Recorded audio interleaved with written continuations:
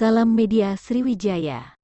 Setelah melakukan kekerasan rumah tangga terhadap istrinya Lesti Kejora, nasib pilu kini menghadang Rizky Bilar. Rizky Bilar secara resmi diberhentikan dengan tidak hormat sebagai host Dangdut Academy 5 Indosiar yang sedang berlangsung saat ini.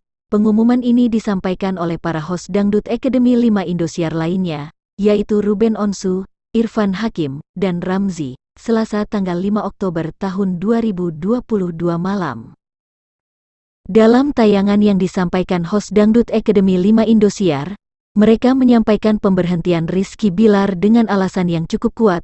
Alasan host Dangdut Academy 5 Indosiar disampaikan terlebih dahulu oleh Ruben Onsu di depan para juri The Academy 5. Kami mau mengajak kepada masyarakat Indonesia untuk berani speak up dan menolak segala bentuk kekerasan dalam rumah tangga, kata Ruben Onsu. Irfan Hakim melanjutkan pengumuman tersebut sekaligus menyebut jika Rizky Bilar dengan resmi berhenti menjadi host Dangdut Academy 5 Indosiar. Dan Indosiar menjawab pertanyaan netizen dan mengambil keputusan. Dengan ini kami umumkan bahwa mulai malam hari ini Rizky Bilar tidak lagi menjadi host Dangdut Academy 5, kata Irfan.